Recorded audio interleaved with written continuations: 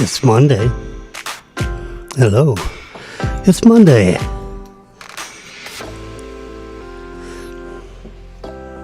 It's June 9. Yes, it is. It's the 9th of June. According to my fantastical calendar, which I really like on my iPhone, which I have on all my devices. It tells me when an appointment is coming. I make appointments for everything in there. Even appointments to remind me to text Marilyn about something. Yeah, I use it to guide myself through the day, so I don't have to remember stuff. You know, remembering is... I hate to forget things. That's, in other words, if you were supposed to do something and you forgot to do it, you know, there's so much going on in everyone's world these days that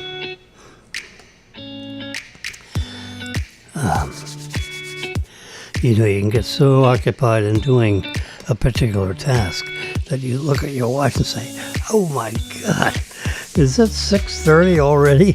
I didn't do it, you know, so. But if you have your trusty iPhone and you just go to your calendar,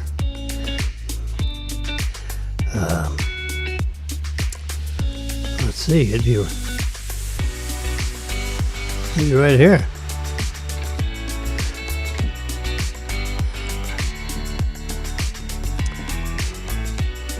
So you look at your calendar is here. So here's the calendar, and you can go like here.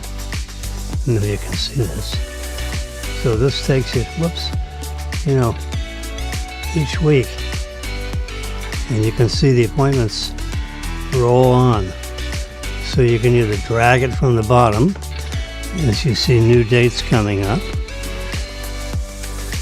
and then the weeks slide by on the top. You see how that is? Whoops. Or you can move the days on the week bar up on the top, and then they'll get focused here. Yep, there you are, the first of the month. Gotta make that rent payment to Robump Place, yeah. I mean, that's an easy one. But you know, sometimes, like your Social Security, they have these crazy dates, like mine is the third Wednesday of every month. What kind of a stupid time is that? Why don't you just say, you know, it's going to be September 15th of every month? But it's I don't know what the logic is.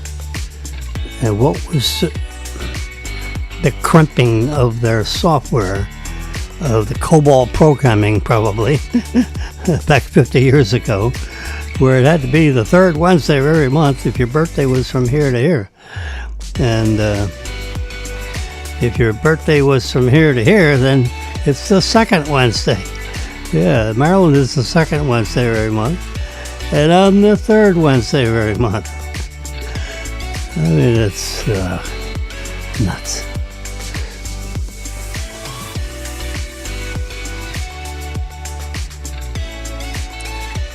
That's July 4th, yeah. Ooh. We're June. This is June 9, all right? Yeah. Could it be any bigger? June 9. June 9, it's a Monday. Yes, it is. So we're here,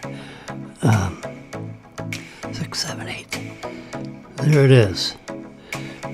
And there's a blue circle on June 9 because that's today. And what do I have to do? I gotta call back a certain phone number. I'll have to open that up and find out what that's all about. Had to ship back a package.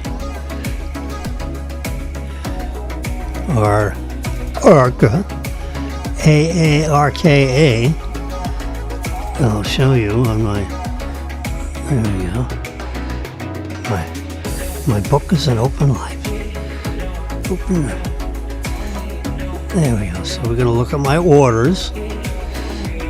My orders. Here we go. And on June 8th, it's yesterday, there's a picture outside my door. There's a box from Amazon.com, yeah. And what was in it? Arca. The Arca. Yeah, there it is. A carbonator. I like to drink just a vodka and soda. So I put distilled water in this bottle, a special bottle. You undo the cap, and the bottle, there you go. It screws into this, right into there. This, and then you push down on that lever. You see the lever up on the side. So there's some attractive, likely young lady. She's got her hand on the lever. This is sitting down on a tabletop. So I put distilled water in the bottle. Fill it up to the line, which is right. You look very careful. See that little line right above Arca, Aarka, Arca, Arca. I'm trying to sound like I'm Norwegian. It's not working. All right, Arca. And you can see the fill line right there. There's a very faint. I don't think I can expand it any more than that. It's right above the top of the K in Arca. Anyway, you can see it just where the bottle starts to take a, the curve. Anyway, that's a slightly, the whole bottle, fill it up is a liter, 1 liter bottle. But you don't you can't fill it to the top. You gotta fill it right to that line because you have to give room. Notice how the effervescence and the bubbles and everything come up above the line because you're throwing so much CO2 in there and it's getting dissolved into the distilled water. And you push down that thing until it starts to exit the top of there's like it goes so when it makes that sound, you lift up on the lever a little bit, not all the way, because you don't want to release the entire pressure. It's about 900 pounds per square inch of pressure that ends up in that bottle. So you don't want to scratch that bottle. You don't want to crush that bottle. You don't want to bounce it around too much. Maybe treat it with care, because if you scratch it, you got to throw it away. Because it may pop, and you don't want that exploding on you and damaging something like your eyesight or I don't know what. So you take good care of the bottle. No dishwasher, no dishy-washy, and you're only allowed to put water in there. So it's not going to get dirty. You don't put anything other than water in there. Period. You cannot carbonate wine. You can't carbonate anything except water. Yep, that's... and then when you're done carbonating, you unscrew it from that top piece, because there it is with no bottle on it. That little rod reaches down right to that line on the fill line, and that's what creates the bubbly in there. There you go. You see, it's about 16 inches high. Fits right underneath the counter. I have it jammed right underneath the counter, so it's like stable. You don't have to, but that's what I do. I got a couple of rubber mats underneath the bottom, and then I push it right underneath. It's like a standard countertop to the underneath of the cabinets, so I just stick it right underneath there. And there's about a half-inch gap, so I put 2 rubber mats and one of these little boards.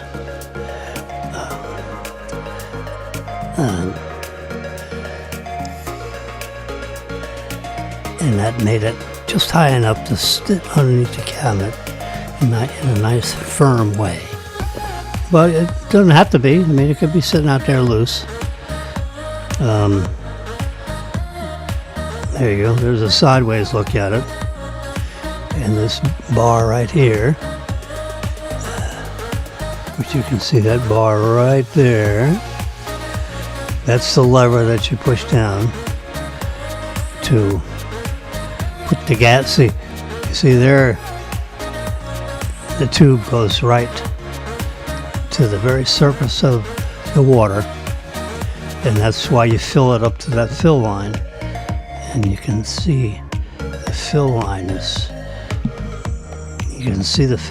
over on this edge. Right there, you can see the fill line. Yeah. There you go. There's another picture of it just sitting on the countertop. Now this installation is, you see inside there, you would screw in one of the standard CO2 60 liter.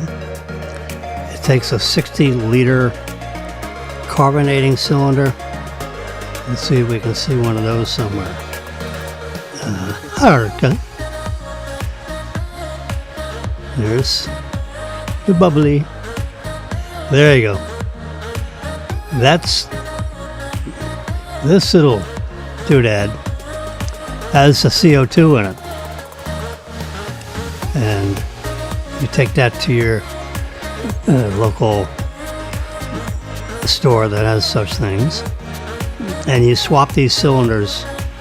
You know, there's a big community of people that get these cylinders, and you return it back to the CO2 company, and they refill them. And anyway, you screw them into the bottom.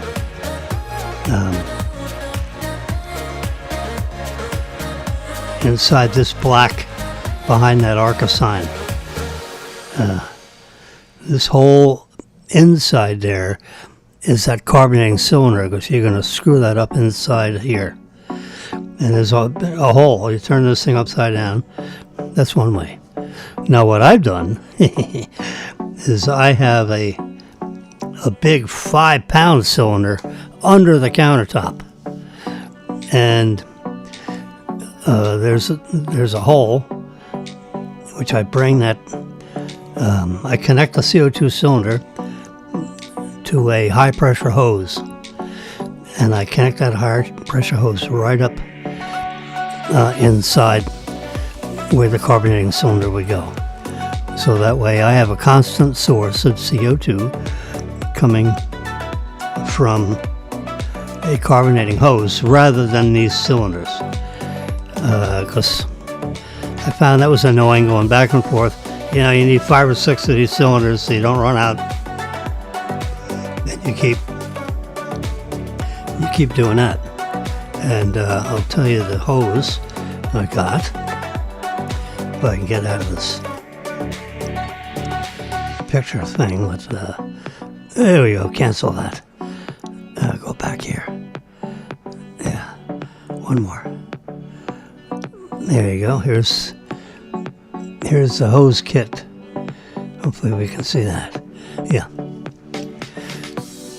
You see here, there's an expanded view. This part right here, that black, get this out here. This black part right there, that screws up inside the carbonator. And this part of the hose connects to the CO2 cylinder.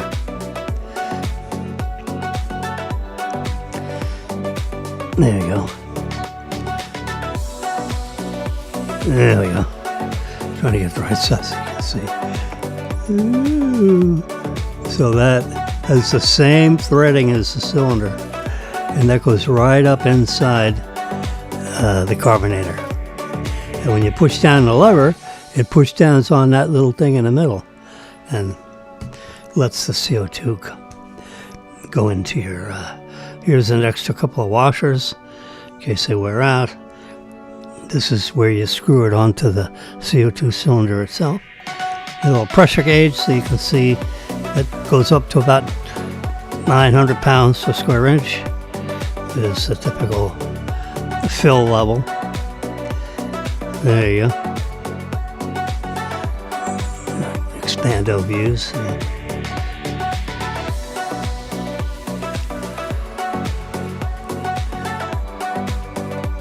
This is the magical piece that fits screws right up into where the cylinder would screw into.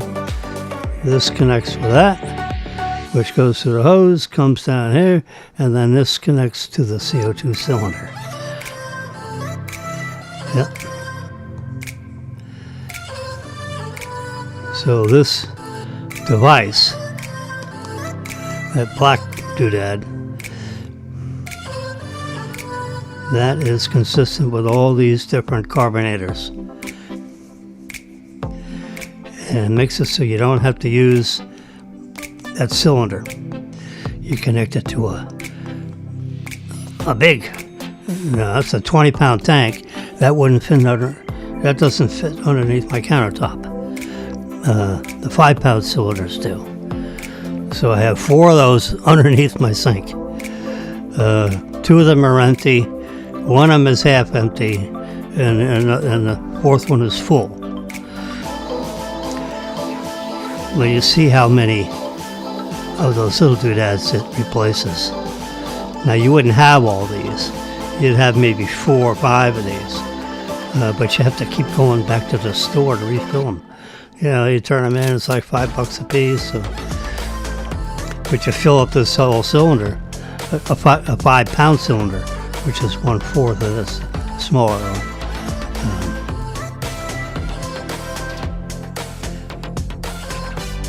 There you go. Then you wrench, you connect it to the top of the cylinder. You screw this up inside the carbonator, and then you connect the hose, and you're all set up. I did that yesterday. Yep. So when I got the new carbonator, I got a new hose. I have another hose, because I'm replacing the carbonator went to heaven, the first one. But it was, I used it for about 7 or 8 years. So I just replaced it after 7 or 8 years of use. It finally went bye-bye. So with the brand new carbonator, I got a brand new hose. This hose kit. And you can see it has has nylon and TPU, whatever that is. It's some kind of material inside the hose, part of the hose. And then it has a stainless steel braided exterior, so you can't mar or damage the hose. And it has a working pressure of, WP means working pressure, of 4,500 pounds per square inch. But CO2 The maximum pressure inside a CO2 cylinder is about 900 pounds per square inch.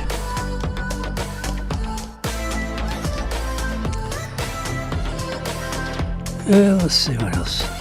There you go. You see the braided. How that looks. It looks just like this. It's a 5-foot hose, so you got plenty of room to move around and connect the cylinder without having to climb under the counter. You can kind of slide the cylinder all the way out. Here's the pressure gauge. It'll zoom right up to around just short of 1,000 psi. The gauge is good to 2,000, but it won't go there because a full CO2 cylinder is like 920 pounds or something. Pressure at STP at 68 degrees and 14 pounds per square inch atmospheric pressure. Yeah.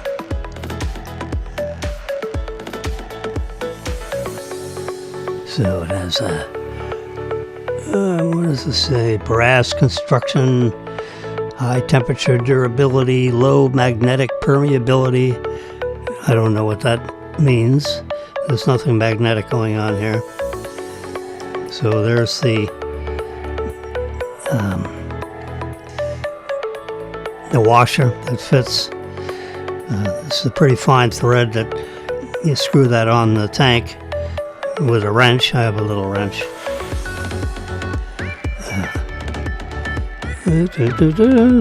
There you go. You can use a regular, wrench like that. You adjust it and you just crank it right onto that tank, and you're good to go. You open up that black valve, assuming you got it connected up, the rest of the hose connected, and you're good to go. You see how it feeds right underneath the dispenser, and so you don't have to screw in little cylinders. That's there you go. And then in this picture, you see where you just push that right up on there, and that connects the hose onto that part, and this connects to that part. And you're ready to open up that valve, and then you got, we use it every day, and so that cylinder lasts, the 5-pound cylinder lasts, 2 or 3 months. This is June, July, August, September, that cylinder will run out. And when you push the lever, it goes, and no more CO2 comes out. So you just put on the others, because I got 4 of them. 2 are empty. 1 is half empty, which I'm using currently. A couple of months that will be empty. And then I have a full one sitting as a backup reserve. So when I start using the 4th cylinder, I take the other 3 back and get them refilled. And it costs $5 a cylinder to fill it up with 5 pounds of CO2. Liquid. It's a liquid CO2. Yeah. So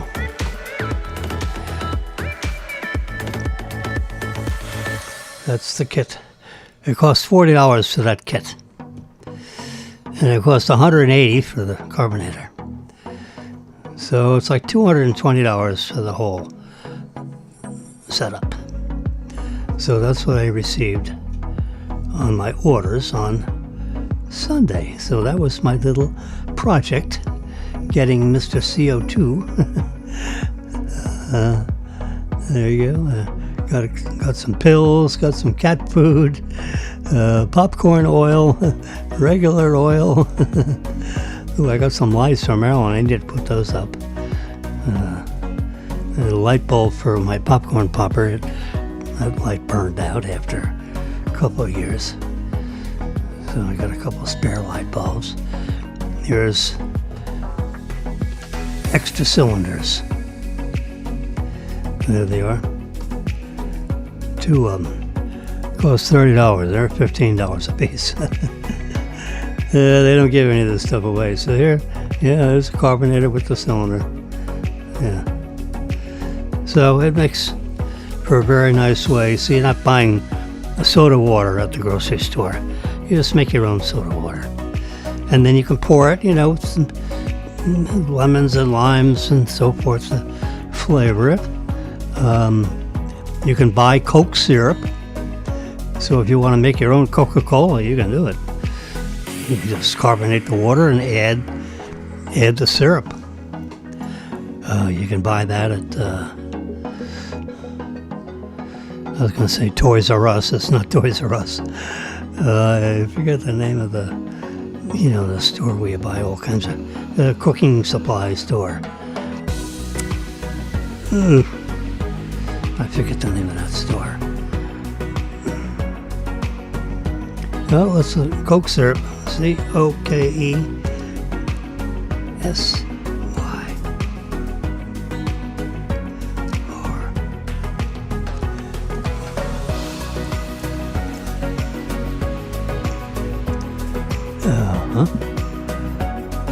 Yeah, Coke syrup for soda machine. Oh yeah, I got a big box. I got one of those for $100. I won't do that again. It's big box. That's what you get if you were running a restaurant. It's too much. But you can buy, these. Like here, Portland True Cola, Premium Smart Batch for cocktails, mocktails, whatever that is, homemade sodas made with real cola syrup, and they $14. You get a couple bucks off with this. What do you call it?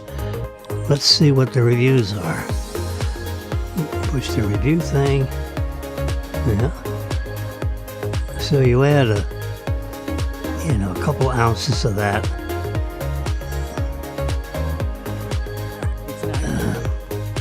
There's ginger for ginger ale. There's cola syrup, caffeine-free cola syrup. You just got a regular cola syrup. Let's look at this one.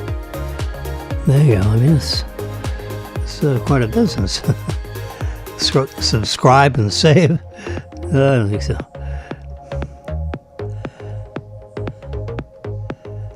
So that's what you do. Get free delivery up to. Take me about June 13th to get that delivered. It's visit the Bear store. 300 bottles of that were bought last month. It's kind of crazy, amazing, isn't it? Yep. So here's some more about it here. Cola syrup, non-carbonated. This cola syrup is based on an old-fashioned remedy to help soothe the stomach. Now, if you want a Coca-Cola, you throw it in carbonated water. Because remember, this is syrup. So, and as I remember, for a 12 or 14 ounce cup of the soda, you need about, there you go, see it says 1 ounce of syrup for 5 ounces. So a couple ounces for a 12 ounce can of soda that you're manufacturing, because you're carbonating the water, and then you separately add the syrup afterwards. You don't add the syrup to the carbonating bottle. You add the syrup to whatever you're going to be drinking the result in. So if you have a 12 ounce,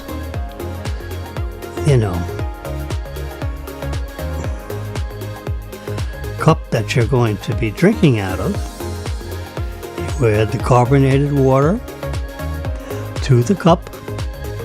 You add a couple ounces, 2.5 ounces of the syrup, 3 ounces of the syrup to the carbonated water, and then gently stir it so you don't disturb the carbonation. And then you add ice. There's a guy making, he's making, I don't know what he's making. There you go, he's making a carbonated cocktail. He's adding a little lime, and there he goes. You can watch that over again. Classic tonic syrup, you know. Tonic water, you've heard that. Gin and tonic, ooh. If you get the tonic, ooh.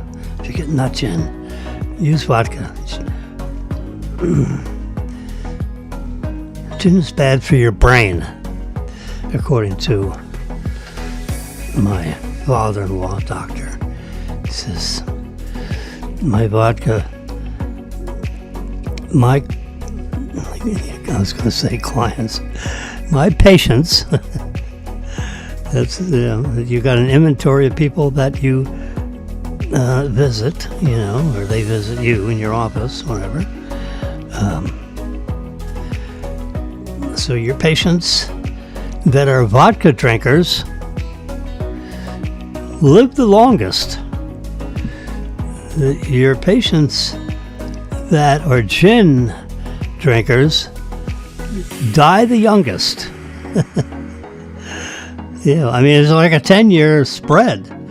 You know, the people that drink the vodka live longer. They live a lot longer. People that drink gin, ooh, that's like it's a brain killer. Your brain cells get. There you go. This is cola syrup, non-carbonated. The syrup itself is just like a bottle of. You don't drink that, you know, plain. You don't drink it out of this container. This is the container. You pour that into a 2 or 3 ounce measuring device, and then you pour that into your carbonated water. Gently stir it around so that the syrup spreads through the carbonated water. Gently stir it so the carbonation, you stir fast and the carbonation will bubble out. Well, then you have a flat soda. You know, you want a bright and perky soda. So, you know, you carefully, you don't hold the bottle of soda water up like this high, you know, and let it splash in your glass and all the carbonation bubbles out. And then, you pour it right down the edge of the glass like a champagne. That's what I tell my people. The same thing as when they have the socket thing, you know, where they push a button, and there's different buttons for different, soda dispenser that's connected to a big cable that goes underneath the bar and connects up to a variety of different things. One button is for Coke, one is for soda water only, one is for, well, the Coke one, its syrup is coming together, is mixing right through that gun thing. And you can see, you know, part of the water is bubbly coming out of that gun, and you can see the cola part and the bottom part as it goes into the glass. Well, you don't want to hold it way up here. You want to hold it, you pour it right down the edge of the glass so the carbonation doesn't all bubble out. Well, same thing when you have the soda machine thing. Yep. So this Coke syrup, you can see cherry Coke syrup, you got all kinds of different syrups. Tippelman's barrel-aged cola syrup. I mean, it's different. You taste it. You taste. I guess and you can read the. It's 4.5 stars. Let's see what some of the write-ups are. That's what you do. Burnt sugar, double spiced. The ginger, honey, maple syrup.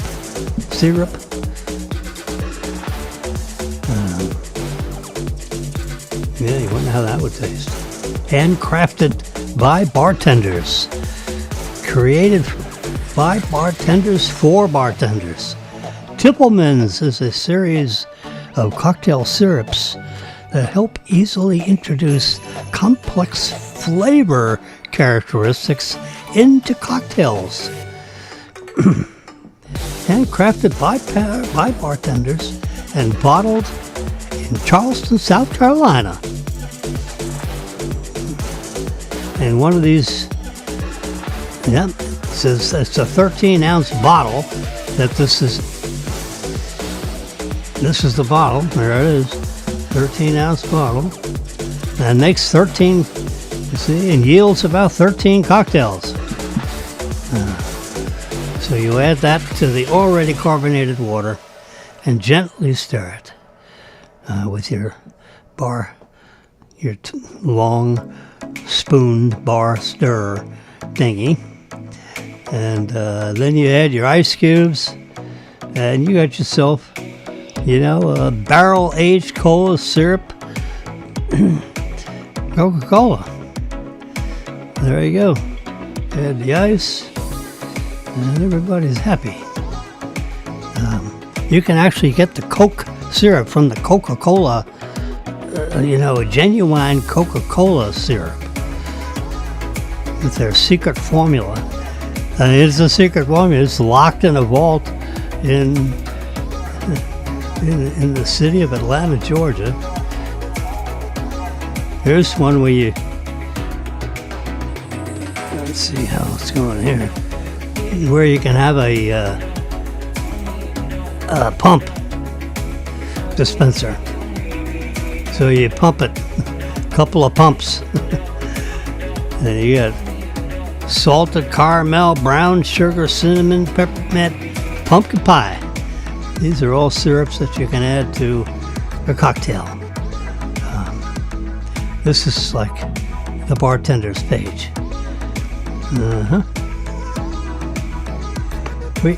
So anyway, so this is an array of different kinds of syrups. See,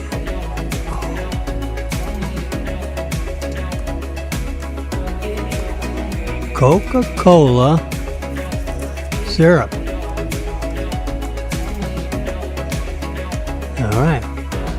Whoops. Coca-Cola syrup. This is, I guess this is as good as you're going to get. There's caffeine free. I just want the regular one.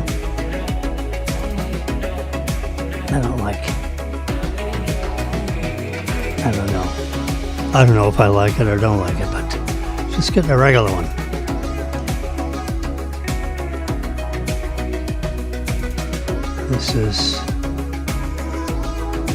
That's caffeine free. And I think this one here for $19 for how many ounces? Whoops.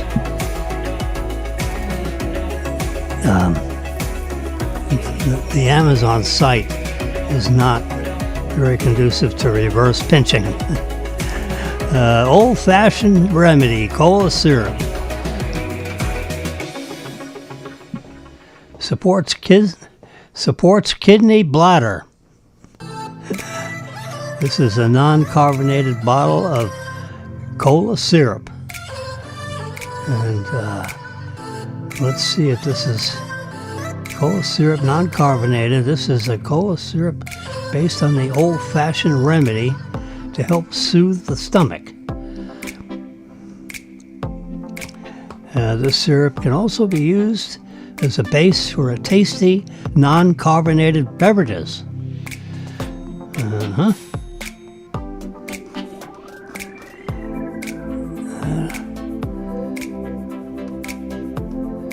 don't really want the remedy part. Look at that. Upset stomach and nausea, digestive relief, kidney and bladder support. What the hell? I just want a Coca-Cola. Non-carbonated. Of course it's not carbonated. It's syrup. You want to add it to the carbonated water. That's what I'm looking for. The one that you add to make a traditional Coca-Cola. Why is this so complicated? Anyway, I'll search for this at another time. The last time I made my own Coca-Cola was about a month ago. So I never worry about it. I was out of carbonated water for 2 days, and it was like a major catastrophe. Yeah, because Marilyn wants, carbonated. Daniel comes over and he has vodka soda, and he adds a little orange juice to it to have a little vodka screwdriver with carbonated water instead of just pure orange juice. Sounds good to me. But important thing is the carbonator itself. So when you buy the cylinders, they're $75 a piece. So you have 4 of them. That's so you're not. This way I can fill up those 3 cylinders. I won't be back to fill it up for like 9 months. And you fill those cylinders up the same place where, these stores that have the big things that you buy, for kegs of beer. Kegerator. I think that's the name of the place, Kegerator. Let's look it up. Keg. K-E-G. There it is. Right there. Keg King. That is the guy. That's the store. You see there's one of those cylinders right there outside there. The top of it's got an ashtray in it. I don't think they want you smoking in there. There, Keg King, that's it. See it? People buy those keg things and they put them inside,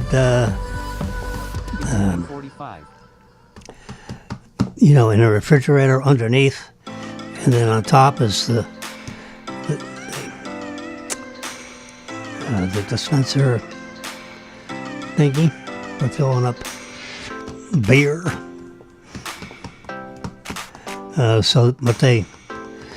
It's 9:45. I don't know when it opens. But the Keg King, it's about 12 miles away, and they're not open at the moment. What are their store hours? You would think they would say. 952 South State Road 7 in Margate. Yep. All right. Oh, they're closed today. They're closed on Mondays. There we go. Tuesday through Friday, noon to 7. Saturday, 10 to 6. Yeah, that's where I've been going. Nice people in there. And that's what they have, 200 different kinds of beers and ale and, all the different. The largest selection of kegs in the Tri-County area. Keg King, your one-stop shop for all your beer pouring needs and kegerator sales and lines and couplers and cleaning kits and keg rentals for your next party. And available, and CO2. See right down there, I don't know if you can see CO2 on the edge of, not too sure. The only way I can get you to see that is if I go full screen on this. There we go. Now you're seeing everything I'm seeing. Kegerator. Yeah, they give everything you need. Highly recommend. Uh-huh. You can call them, you can order it. Nice lady that runs the cash register.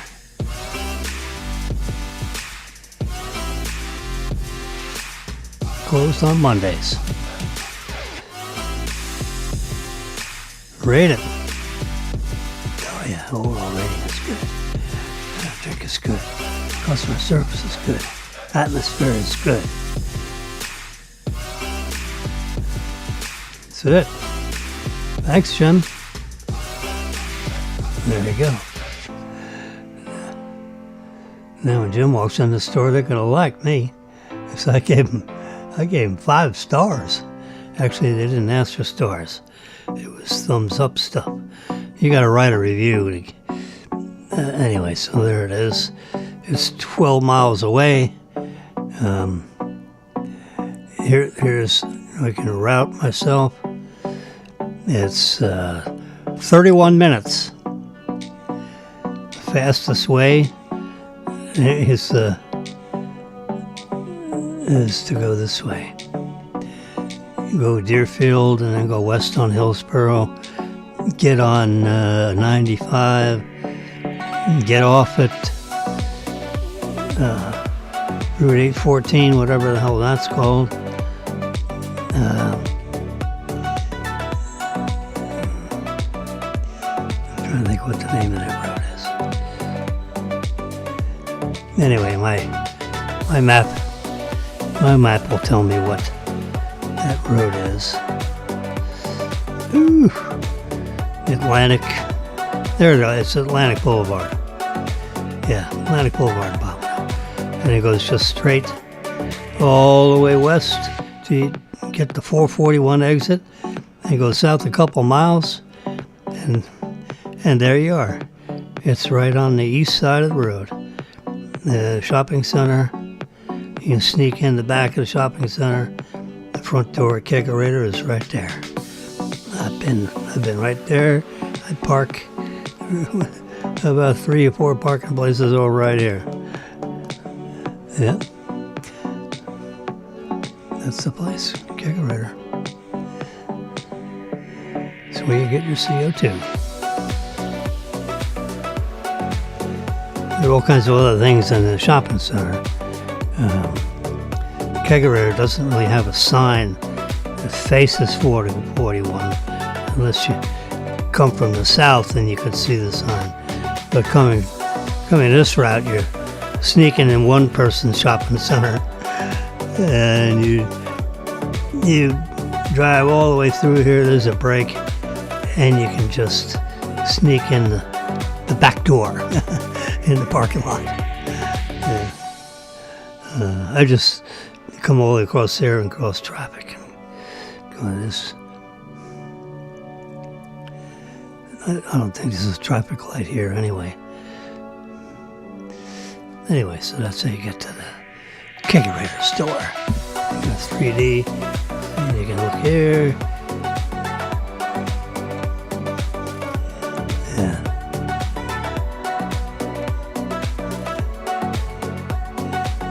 Uh-huh. That's the way you go.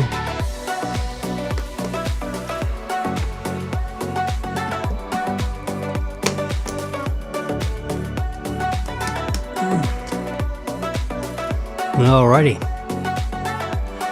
That's all it is, fit to print on the CO2 business. Yeah. We'll have Jimmy there somewhere. Oh, what's going on here?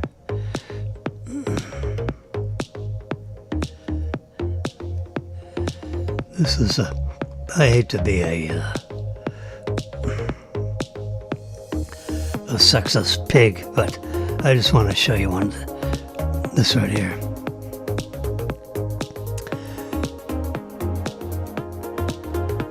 Now, she's got her boobies pressed right against his chest. So that's probably not daddy.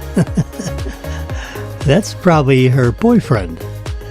And how would you feel if your daughter brought home, if your 27-year-old daughter brought home a 67-year-old boyfriend. So there's 40 years difference in their age. You know what? That's,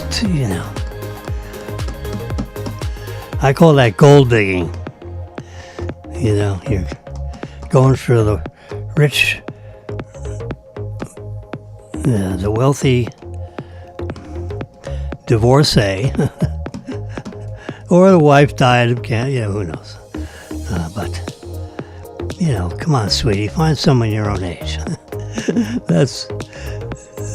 I saw that picture, and I had to show it to you. And I'm doing a little expando. And how would you, if I have a daughter, and I would not want my 27-year-old daughter bringing home someone who's older than I am. What? What are you doing? Come on. Find someone your own age. Jeez. Welcome to Florida. The governor is Ron DeSantis. Good man.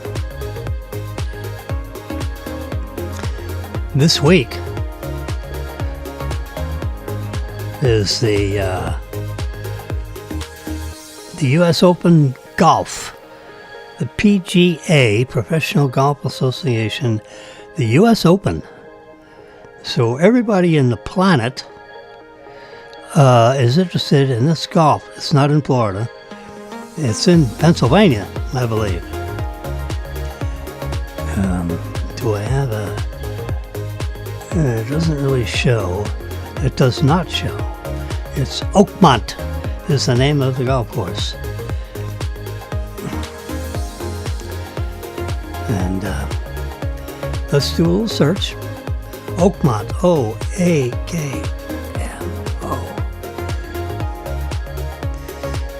Oakmont.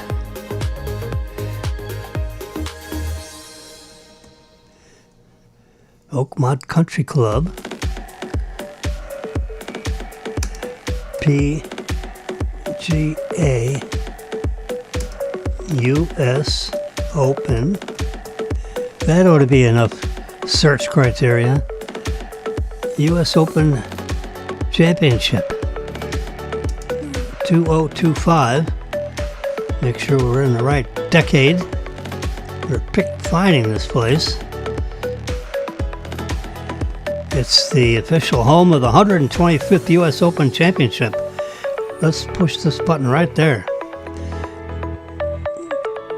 And there you go.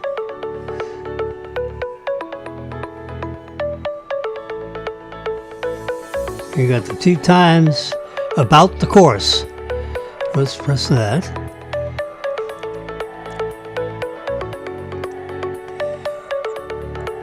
All right, the 125th playing of the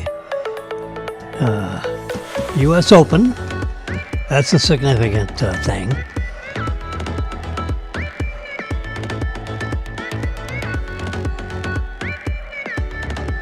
I think Jack Nicklaus won his.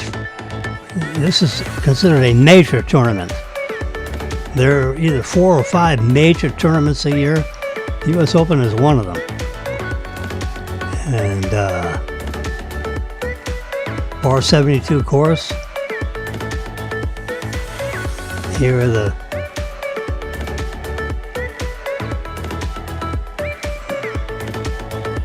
Ben Hogan, Jack Nicklaus in 1962, just some name people, Johnny Miller in 1973. They're picking somebody in each decade, somebody of note.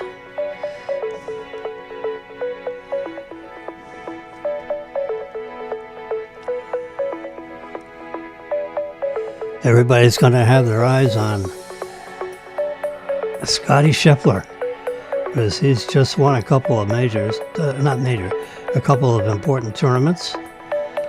He's made grossed about $6 $6.8 million in the last month in prize winnings.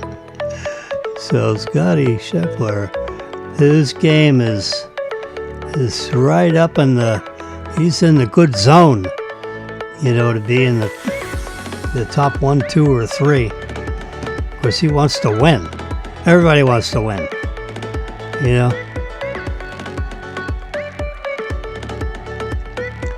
Isn't that interesting? You read through all this stuff, and you got this whole story about Oakmont.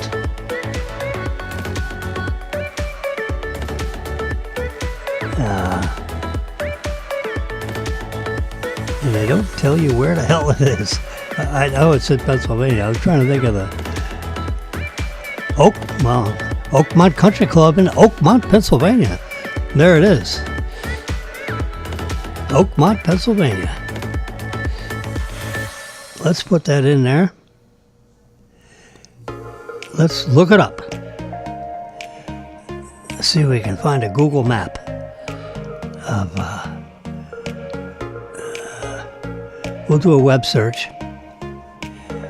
There we go. 1233 Hutton Road, Oakmont, Pennsylvania. Oakmont Country Club.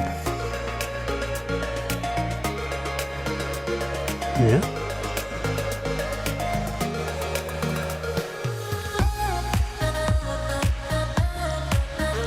So we can touch that one right there. I'll give you a map. There's a whole aerial, and we can do a reverse pinch on that. Oakmont Country Club, and see just where that is in relation to the rest of the world, and what kind of highways. Near Highway 79 is Highway 80. There's the Lake Erie. There's Maryland, New Jersey, Connecticut. So I'll give you an idea of where Oakmont Country Club is in relation to the rest of the United States of America. You see Maryland and Harrisburg and Connecticut, Cleveland. That's a pretty good view right there. Massachusetts, Massachusetts, Vermont, North Carolina.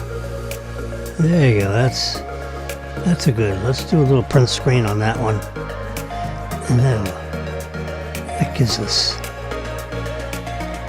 it gives us a nice little view of just where the heck this place is. Because people are going to ask me, where the hell is Oakmont? Oh, it's in Pennsylvania, you fool. Well, where? There it is. There's a 3D look at it.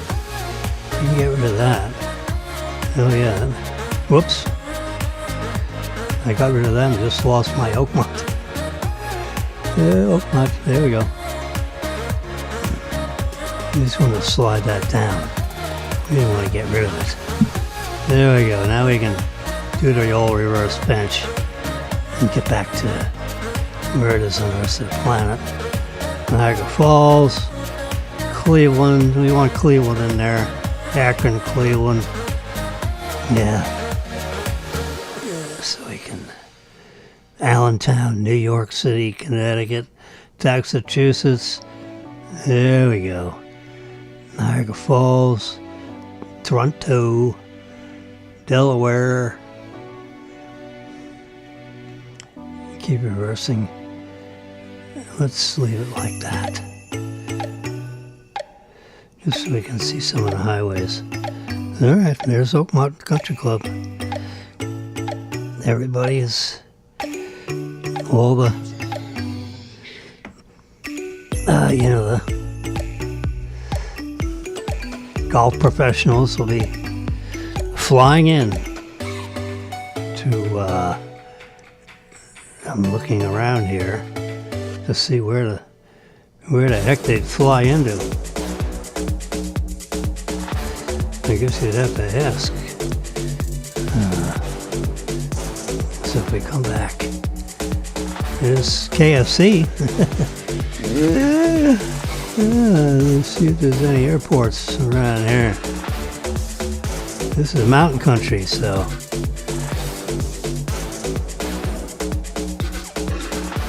Yeah, we'd have to. You fly into Pittsburgh? Maybe you just pack up your RV and just head, wherever, from where you live. There are a lot of golfers that live in southeast Florida, so that'd be quite a drive. Yep. But they'd have probably a driver.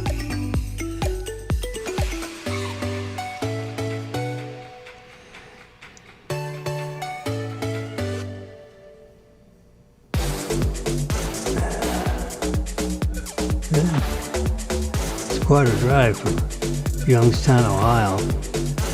That's the home of Edward J. DeBartolo. Yeah, passed away a few years ago. He was somebody I knew. How about that?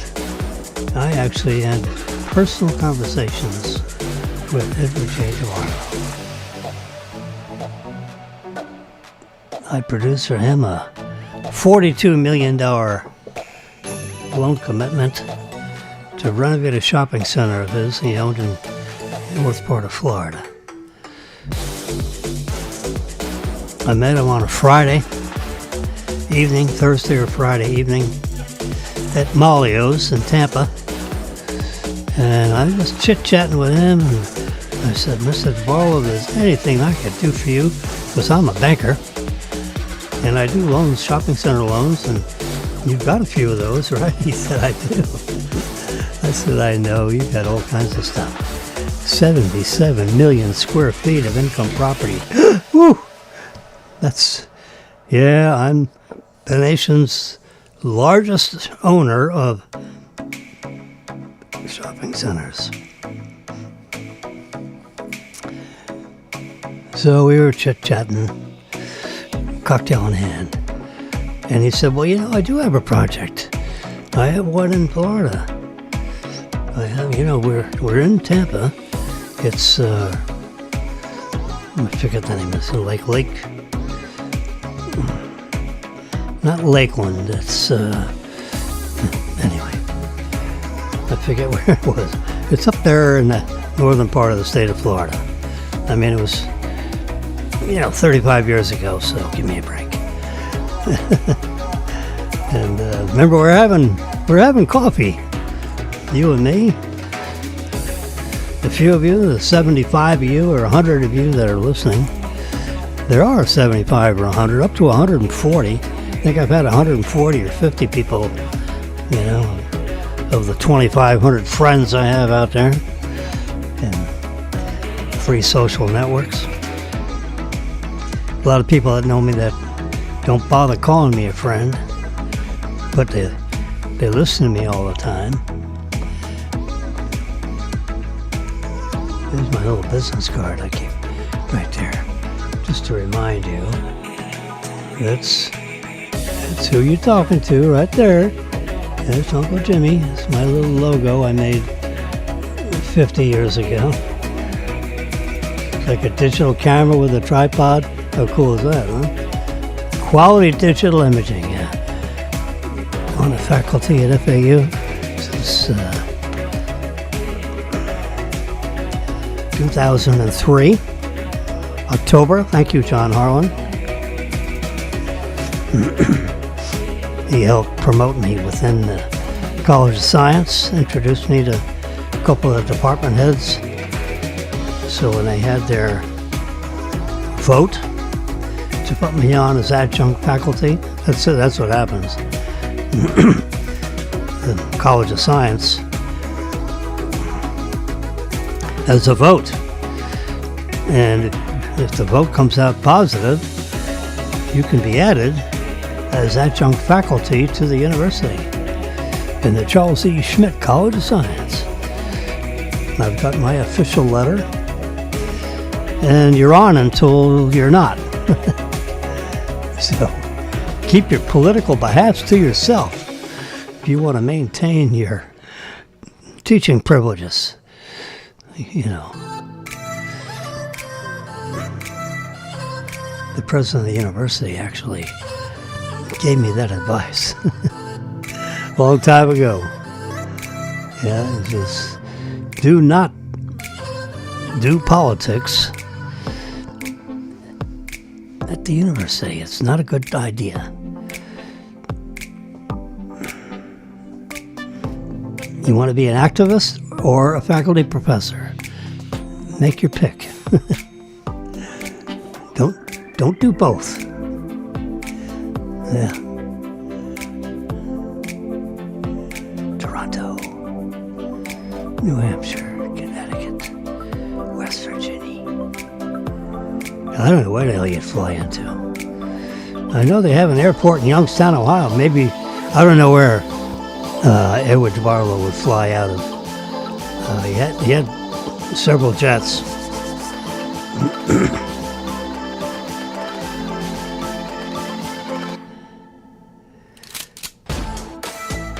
Mr. DeBarlow offered me a job at one point to manage stuff for him. And I didn't take it. Could have been one of my worst decisions. You know, you end up with these forks in the road and you got to decide, you know.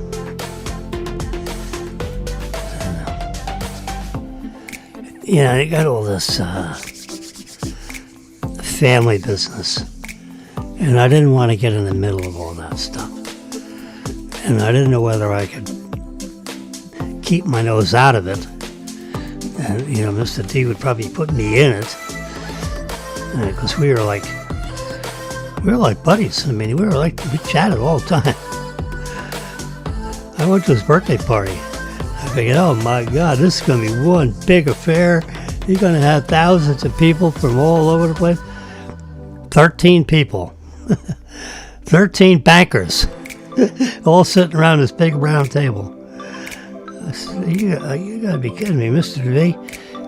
You're including me in this august club of all these big bankers and these big... He said, yeah, but you gave me a commitment in a week. And you committed exactly as we agreed. You're tops in my class. Yeah, well, thank you, sir. He said, yeah, you've earned yourself a seat at the table.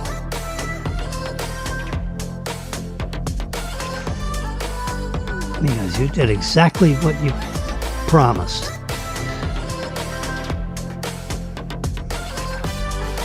And I did. I wrote down on a yellow pen, and I initialed it. And I said, Mr. D, this is your deal points.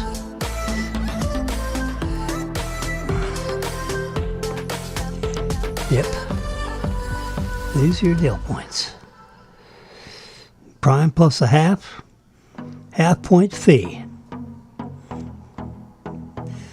Prime floating, day of change. You guarantee it. 100% performance and payment guarantee. No shenanigans on that, right, Mr. D? He says, no. I said, no top money guarantees, 100% performance and payment guarantee. Let me give you a 5-year deal, interest only, for 5 years. Or 3 years, I think it was, 3 years. We call that a standing loan. Yep. Prime plus a half and a half. At the end of the 3-year term, we'll jointly decide if we extend it or refinance it or what. You should be, 3 years should give you plenty of time to renovate it and get ready for some kind of permanent financing. We're not permanent lenders. We're interim lenders. So we don't want to be in there more than 3 years. Is that okay? He said, that's fine. I said, all right. That's it. So, you know, you're going to make draws. We're going to pay draws. We're going to inspect it every month. You know, you're going to renovate it. You're going to build out new tenants. You're going to give us the tenant rolls, as they change. And, major leases. We ask that we take a review of those before you fully execute them, just to make sure you're not giving away the store, just to make sure it fits in with the financial model that you're going to present to us. Because you're going to give us the tenant map of the shopping center. It's a big shopping center. It's, I'm going to say 600,000 square feet. Yeah, not a million square foot one. It's probably 600,000, if I remember right. And you got, a couple of anchor tenants, 2 anchor tenants, a lot of local tenants. So the anchors should be, priced at this level. Your projections. So you give us the tenant suites and the mix and the existing tenants and the tenants you're going to add and replace, whatever your plan is. Tell us the plan, and we'll codify that in the stuff that you give us. And if you deviate from the plan, you're going to ask us for our approval. We'll give you, plus or minus 15%. We'll come up with some kind of a reasonable thing. We don't want to tie your hands. We just want to be on the same page. You know what I'm saying? If you want to rent something for $20 a square foot, we don't want you giving it away for $4 a square foot. That'd be too far off a budget, right? How you gonna make this rent roll work if your tenant people are leasing $20 space for $4, unless we got a reason code, and you give us a reason, and we, when you deviate that far off the plan, we'd want a reason code. He said, yeah, that makes sense. I said, okay. That'll be in the commitment letter. Just kind of like what I'm talking about. Regular English.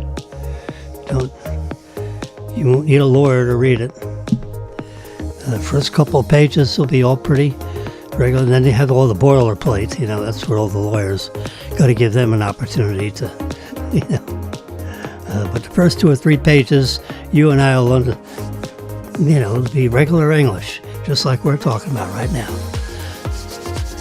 And then it'll say, see attached. And then you got all the, you shall pay or else stuff. We don't need to talk about that, because you're going to pay.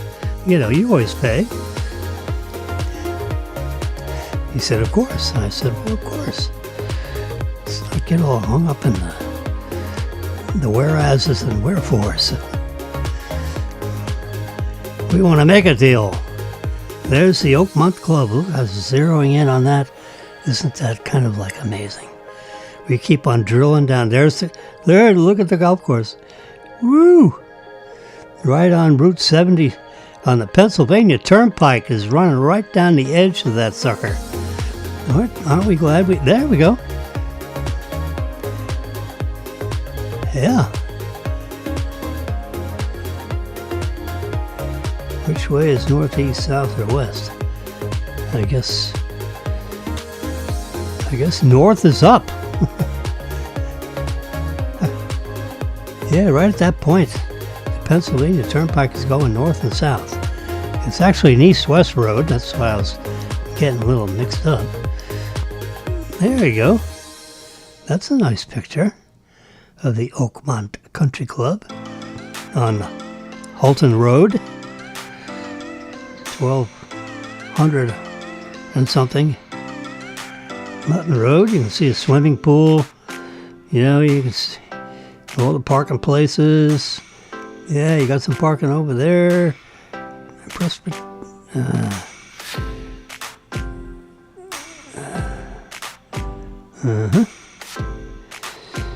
It's right smack in the middle of the country. Got a lot of treetops right there.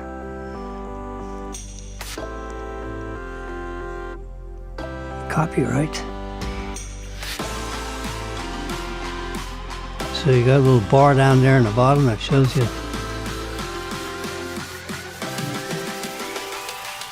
And we want to get the whole. There we go. There we go. Just touch the map and get rid of that other paraphernalia. Yeah. Well, it goes on both sides of the highway. What holes those are. Whoa! Yeah, this is the 3D stuff. Yeah.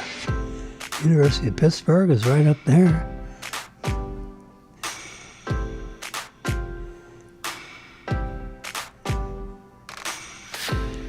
That's probably a good way of presenting it right there. Bingo. Do a print screen of that. And we'll bring that back so we're looking straight down at it. Do another print screen of that. There we go. Now, no one is going to say we don't know where Oakmont Country Club is. You know, in this marvelous view. Where's an airport?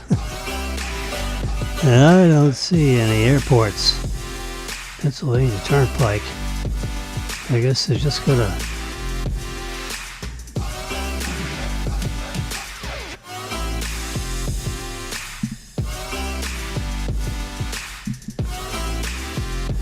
I guess you just gotta get yourself one of them RVs. Yeah. I'll have to do a search on that at another time.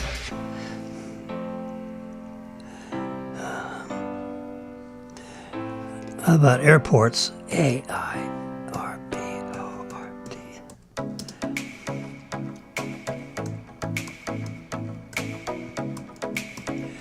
Airports servicing.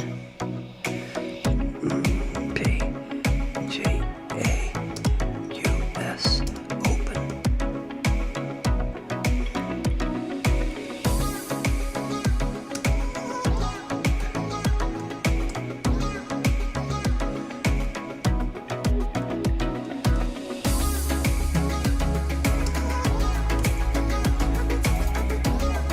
Airport servicing PGA-US Open Oakmont.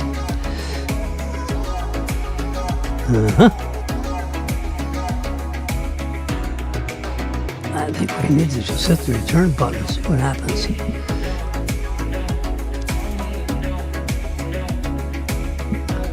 Press Airport servicing PGA-US Open. The main airport servicing is Pittsburgh International Airport. Okay. While other airports like Allegheny County Airport, Pittsburgh Butler Regional, Arnold Palmer Regional are closer.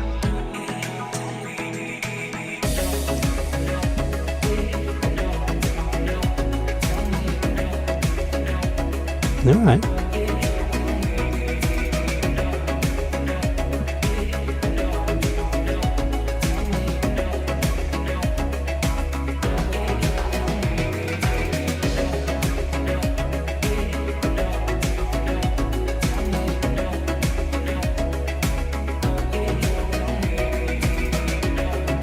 Fly private to the U.S. Open. Let's see where that go.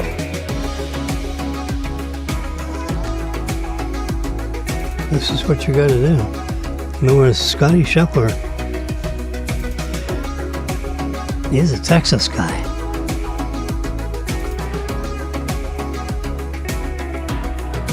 Magellan Jets ambassador. Yeah, see, they'll fly into wherever they're going to fly into. 600 miles a day.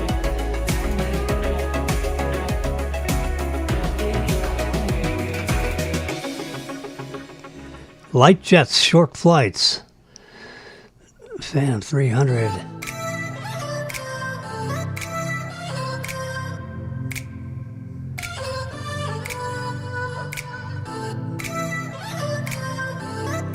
Pittsburgh International. So that's 30 miles. Well, it's not too bad. So the Allegheny County Airport.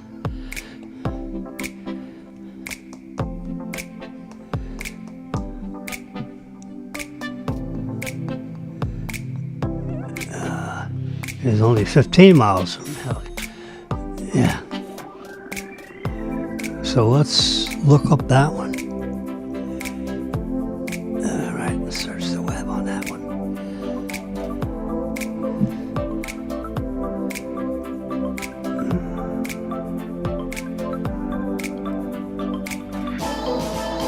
This is what the people are going to do.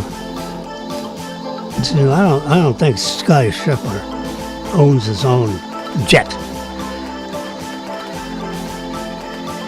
So you go to rent a jet and, get yourself a 16 or 18 passenger jet and, pay $8,000 or $10,000 and get yourself from Texas to it could be the Allegheny Airport if that airport is big enough to service. See how long the runway is.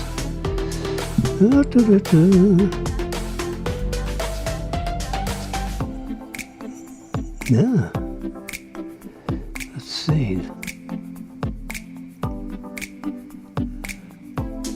Yeah, these are all airports in the general Pittsburgh area.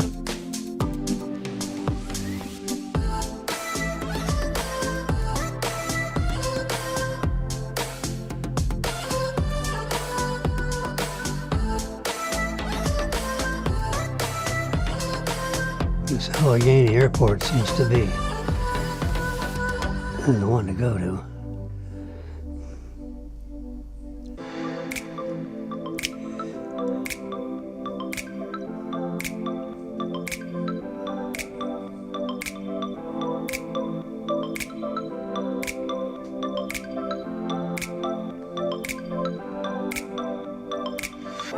Airport's near Oakmont. But you can go into Pittsburgh and you got a 30-mile ride. So that's, 45-minute drive up the Pennsylvania Turnpike. It's right off the turnpike. So you got highway driving, 4-lane divided highway all the way up. So somewhere up Pennsylvania Turnpike, you should be able to find a good airport. That would be it. Okay. Pittsburgh. 2 tickets to Pittsburgh. You know what the joke is. 2 pippets to Pittsburgh. Excuse me. Come on, Jimmy, be reasonable. There you go, Oakmont. That is the Pennsylvania Turnpike right there. And that's a toll thingy right there. There are little bridges going across. Got to have at least 16 feet elevation for that bridge. So you don't shear off the top of some tall truck. All right. Oakmont Country Club, Oakmont, Pennsylvania. Whew. There's the golf course. There's the Pennsylvania Turnpike. If you're wondering what that road is up in splitting that course in half. You got X number of holes over there, and you got X number of holes over there. Yep.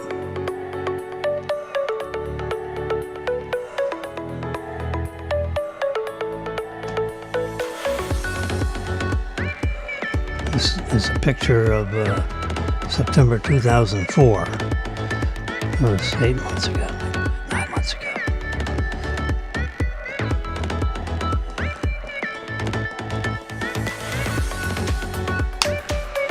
The biggest news about this golf course that I've read, and I don't read a lot about it, but is that the 8th hole is a par 3, and it is 300-yard par 3.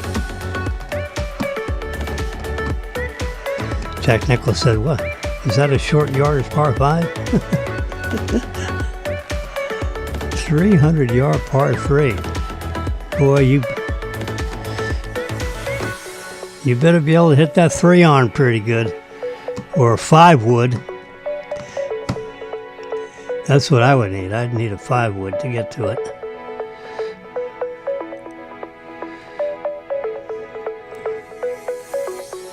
You get a 4 wood, a 3 wood, maybe a 3 wood.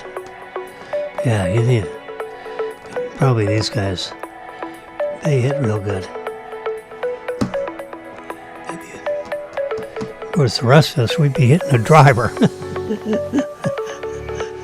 They hit, 300-yard drivers, but you got to be dead on to get that on the green, huh? A 300-yard par 3. That means on and 1 and 2 putt. That's what a par 3 means. A par 4 means you're on and 2 putt. And a par 5 is you're on a 3 and 2 putt. Now if you're on close and you putt, you get a birdie. Yeah, that's what birdies are all about.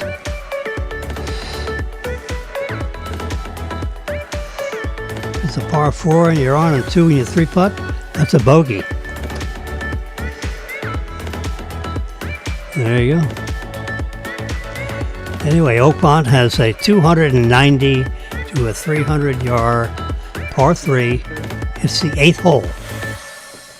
And I don't know which hole is the 8th hole. And looking at this, what we just did. And I should have, here's a straight top-down look at the golf course. And, I don't have the card, the scorecard. I guess we could. All right, let's do that. Oakmont.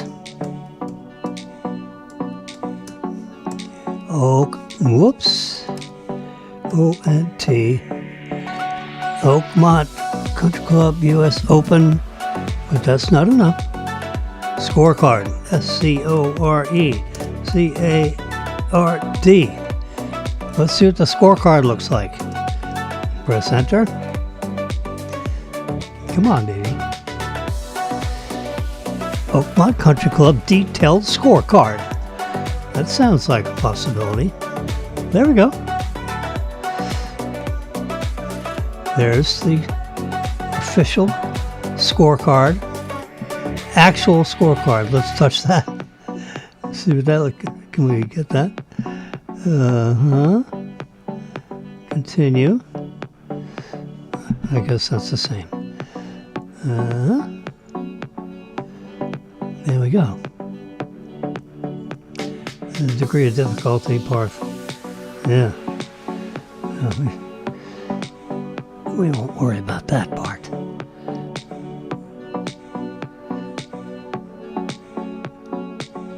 What we're going to do is we're going to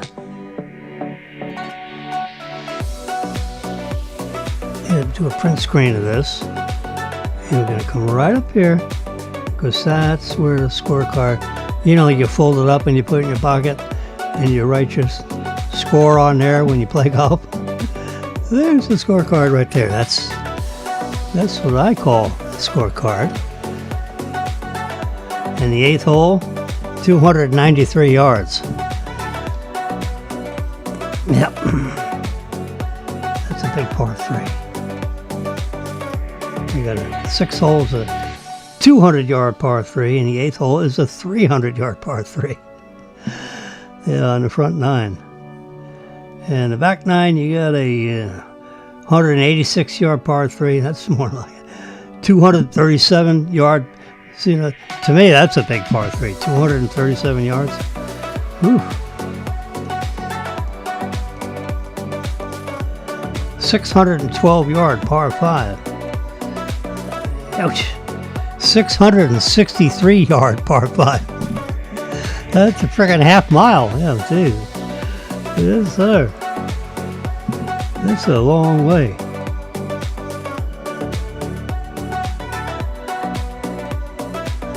The number 1 handicap on the course is the 3rd hole. And the number 2 handicap hole is the 15th hole. They go back and forth and back and forth. 3, and then the 4th, and then the 5th, and then the 6th. You know, they try to balance it out so the front 9 and the back 9 is, you know, similar difficulties.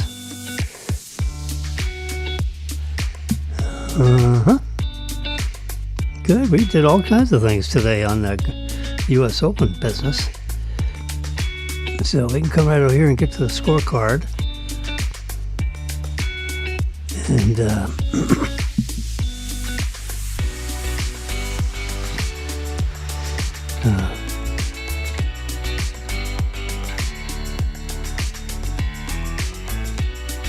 shadows and highlights. You want to have, that little highlight on the yardages would be handy. Darken the blacks. Turn up the color. So the logo up there in the top corner is nice and brilliant. Yeah. Actual scorecard. There we go. My son Daniel would like to see that. He's a golf guy. I'm a golf guy. I used to be a golf guy. I'm a golf. I am 80 years old now, as you may remember. 80. I don't even know where my golf clubs are, actually. Yeah. I don't think I've played since I'm 72.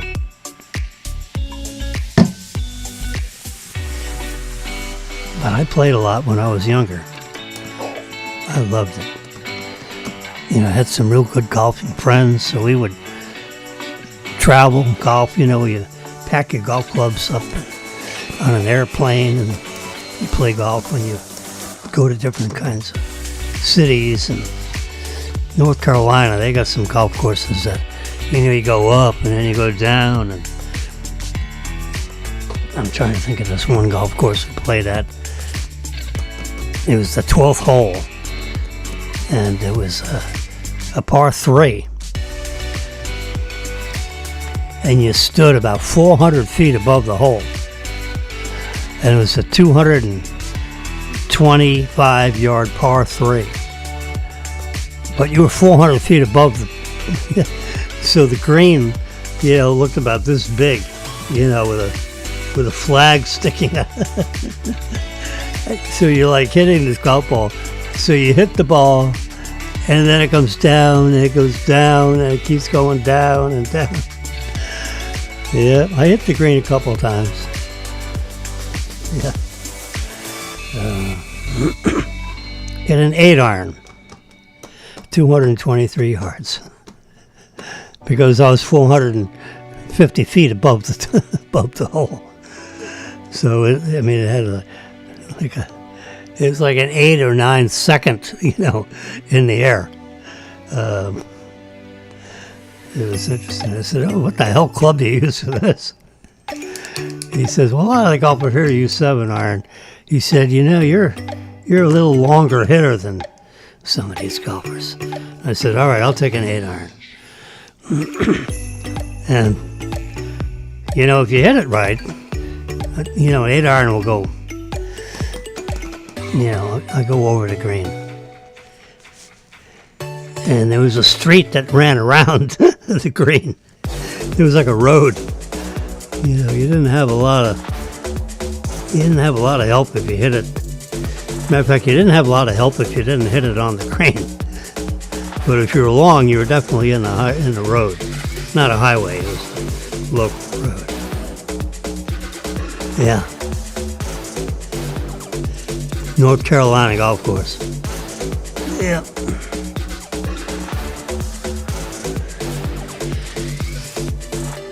Not Hickory. I'm trying to think of where it was, what city. Oh boy. All right, it's 10:40. It's Monday, 10:40. Gee. Well, I shipped anyway, so my carbonator broke after 7 years. I ordered one from Amazon. And they didn't pack the box in a box. They just put a sticker on the outside of the retail box and shipped that. What are you, crazy? And there was a big chunk pushed in on the box. So, I was kind of a little nervous whether that was going to work right. Well, it didn't work right. It got banged so hard, it disturbed the innards of it. So the next one I got, I said, they give you a choice. You got to pay attention to these choices. And it says, do you want it to ship it in the retail box of the product, or do you want to put the box in the box? And I said, hell yeah, I want the box in the box. With padding or something. I don't want this thing getting injured. It's a couple $100 item. Anyway, so the one I got Sunday, I've installed it on my kitchen countertop. It works, after one day, it works fine. The other one, you push the lever down, and it really didn't carbonate with a lot of vigor. It just doesn't seem to be an awful lot of gas coming through that thing for some reason.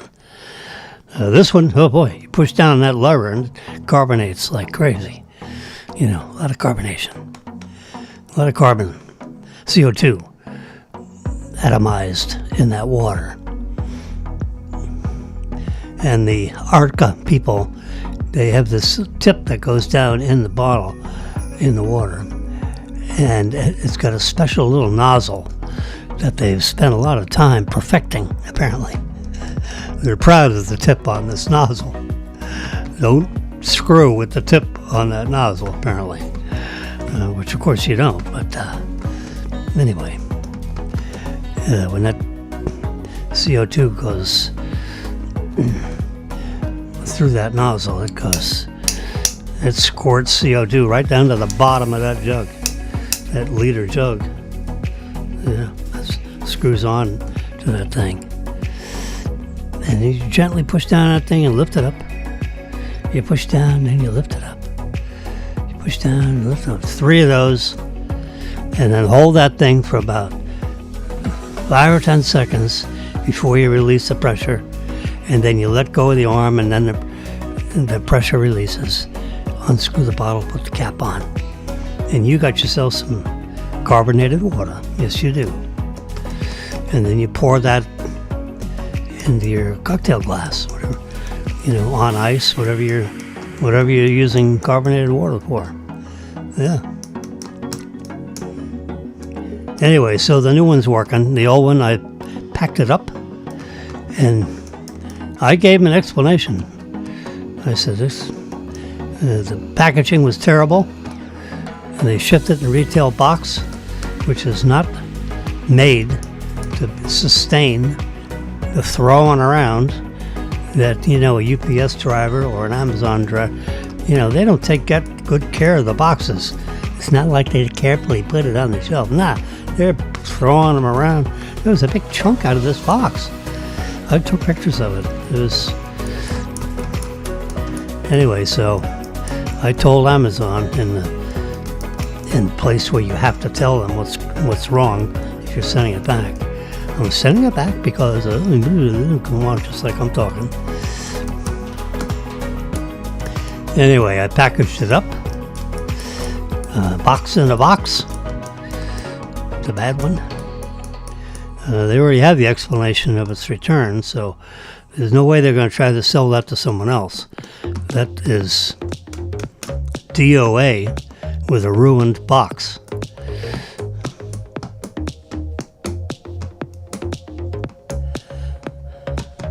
I didn't write DOA on the box. I probably should have. I had a nice big fat magic marker with DOA on there and circle it so they don't try to sell it to someone else. Yeah, that one is it. They couldn't possibly sell that to someone else with that chunk taken out of that box.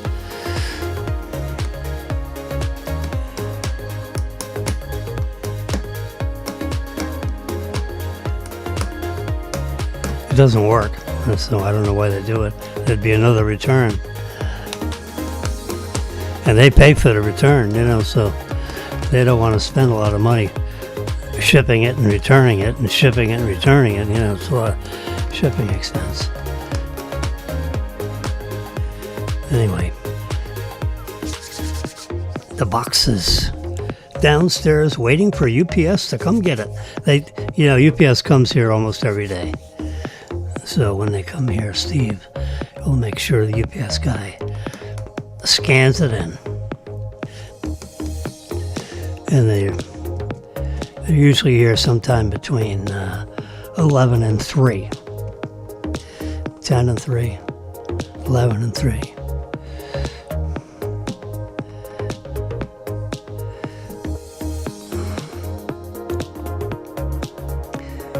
All right, there's the scorecard. Very cool.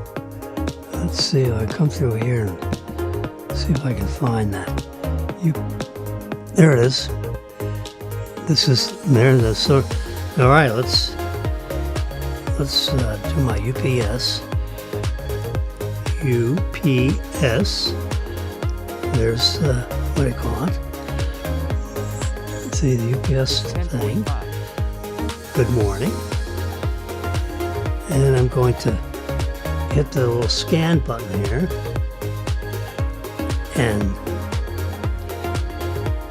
there it is. This is tracking number 3359. 3359. Show more. Ship from Boca Raton. It's going to Lake Horn, Mississippi. And I created the label last night. Or on 6/6 actually, a couple of days ago. Label's created. I'm going to give it a nickname. And we'll say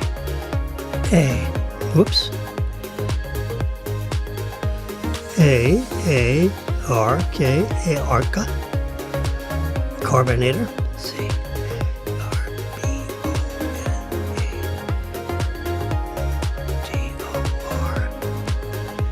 Return.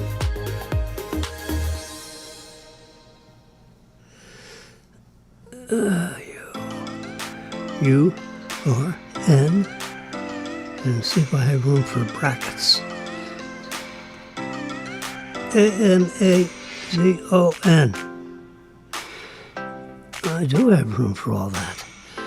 Arca Carbonator Return, Amazon. There we go. So now you can see that. If I should be able to do the UPS thing on my iPad here. And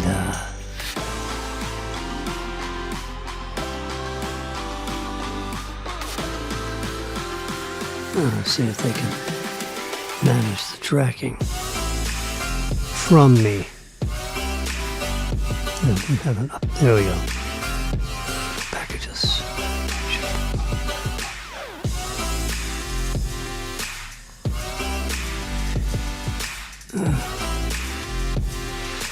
Anyway, I got it on my phone. That's what counts. From me.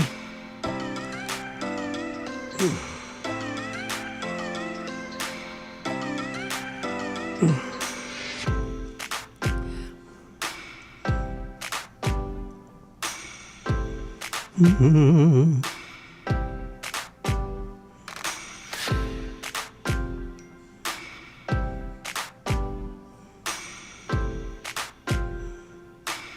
Oh, come on, you already got this.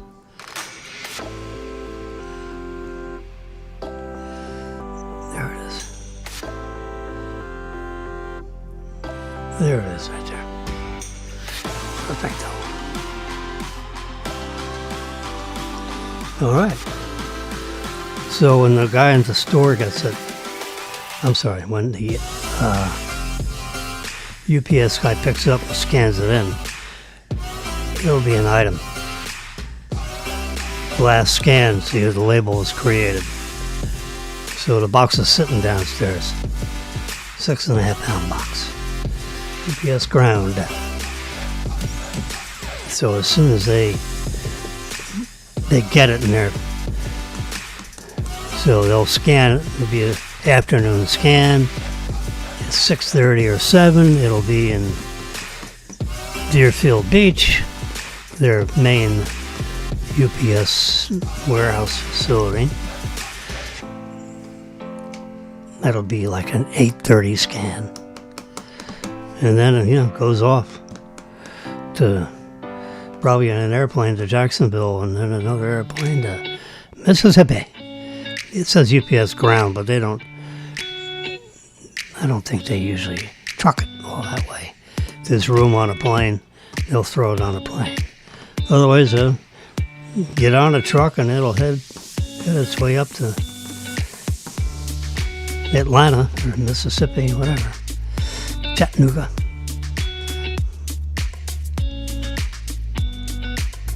So cool.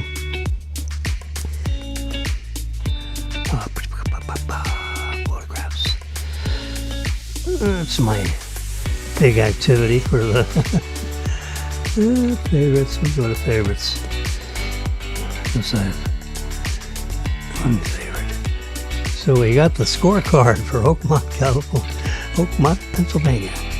This is the PGA. The slope is 150. That's a pretty big slope. Pretty high slope. 7,400 yards. A rating of 78.4.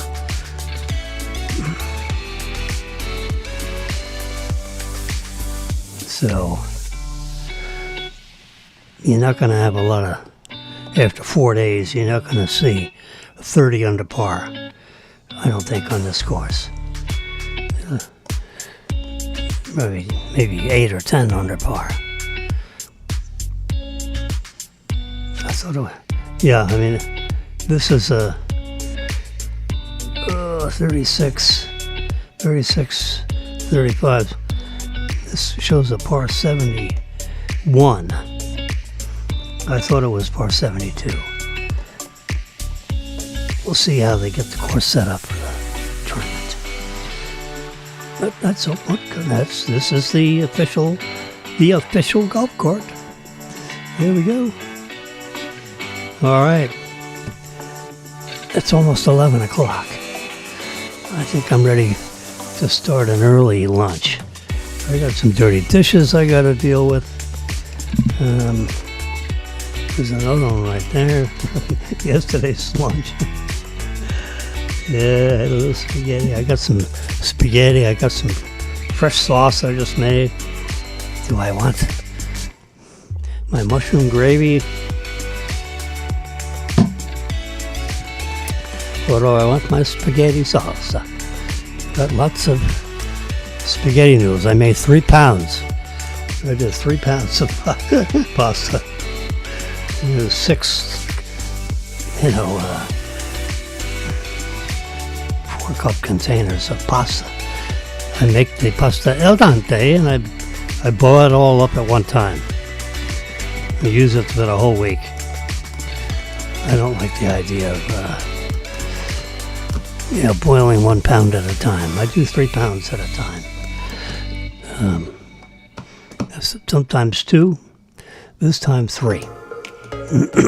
Fills the colander. I got a big colander, filled it right to the top. It's just about as, it's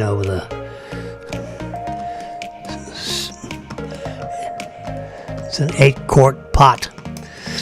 And filled it right up within a half inch of the top. For an 80-year-old guy, that's about as big a pot of water as I want to be carrying around.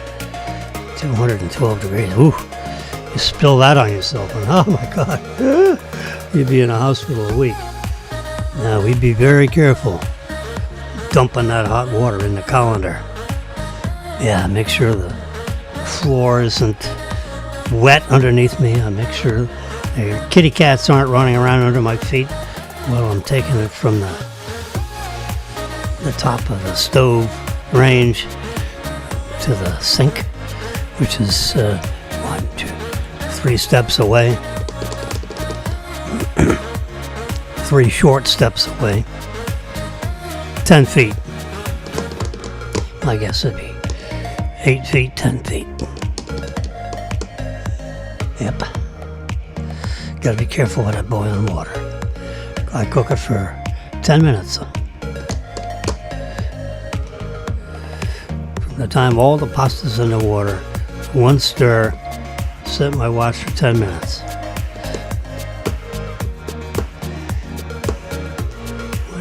About 5 minutes in, when it's about rapidly, boiling, I'll turn the heat down a little bit so the water doesn't boil over the top edge of the pot and make a big mess. So I just turn that down a little bit. The water's 212 degrees, so as long as you're there stirring it, you don't want the spaghetti to sit unmoving, because then the pasta noodles will tend to stick together, even though I have olive oil on top of the water when I put the noodles in. So when you stir, you make sure there's plenty of oil to coat the noodles. And then after you pour the water out into the colander, you rinse it. So I have 3 or 4 liter bottles of cold water, which I pour on it. Hose it down with the tap water. And if it's still hot, then I might throw some, a big handful of ice cubes on top of that. You got to chill that pasta down. You don't want to, because if it stays hot like that, it'll keep cooking. So you got to chill that down, 10 minutes. And then you want, cold water, rinsing that to bring that 212 degree pasta down to, 90 degree or 80 degree better. Somewhere in there. Somewhere where you could put your hands in that pasta and not burn yourself, which would be, under 100 degrees. Anyway, I'm going to have a pasta lunch today. And with that, 1 hour and 55. See that see this timer? It says, I just made it bigger. 1 hour, 55 minutes and 32 seconds. That's the elapsed time. The correct time is 10:56. There is the exact time.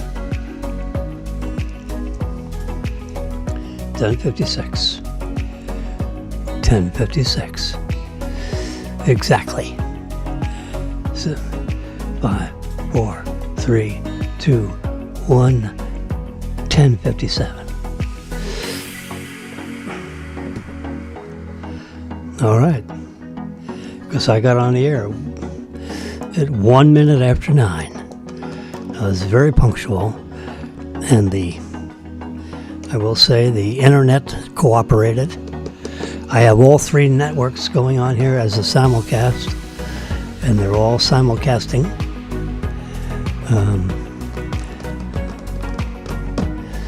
A couple were dropping out. I don't know. I got an update on the Ecamm Live software, and maybe there's some stability improvements for the simulcast.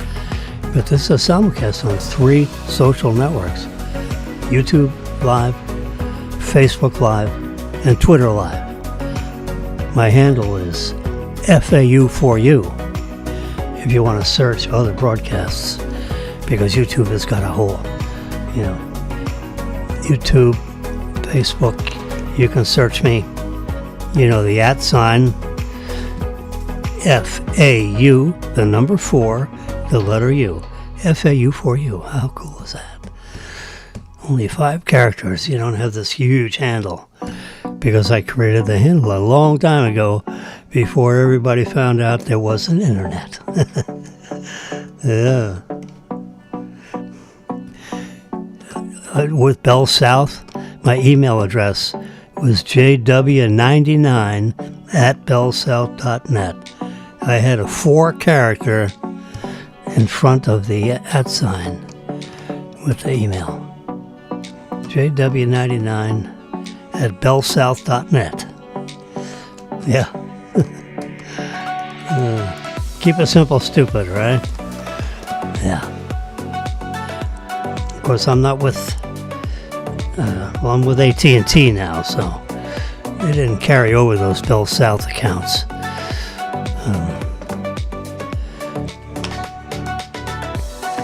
So my email address, you all know, is like my phone number. It's 416.1100@gmail.com. I use Gmail for my email. Rather than having it specific to, a provider, I have Gmail accounts. And I have 416.1100A. I have 416.1100.P. 416, at gmail.com. So I got 416.1100, 416.1100A, 416.1100P. And I have 416.1100B, like Bowie. And I have different emails going to different accounts for different purposes.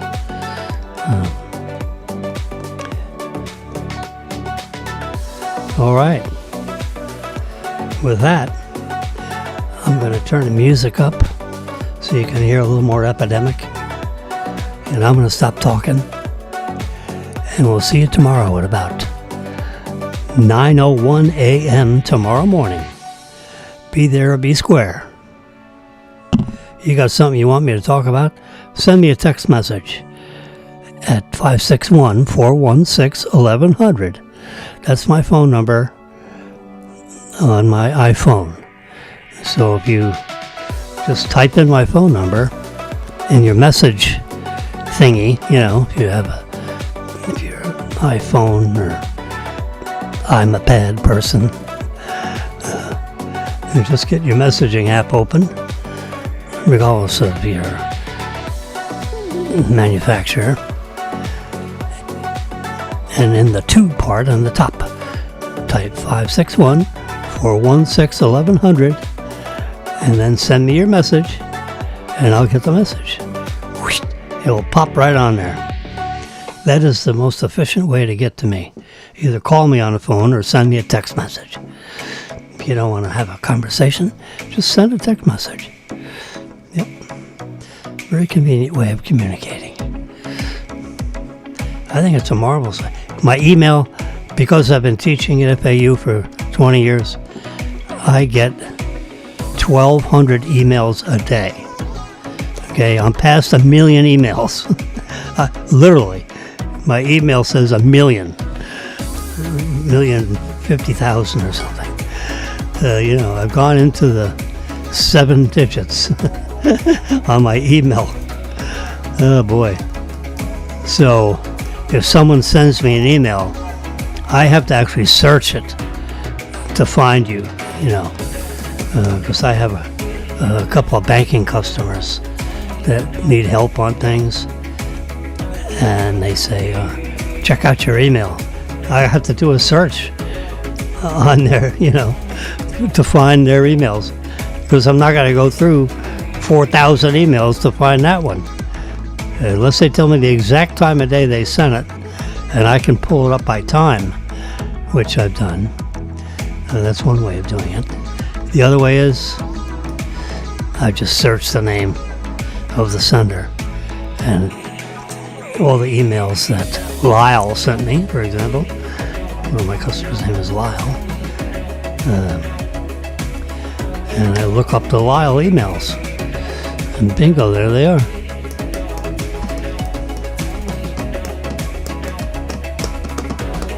All right, sports fans.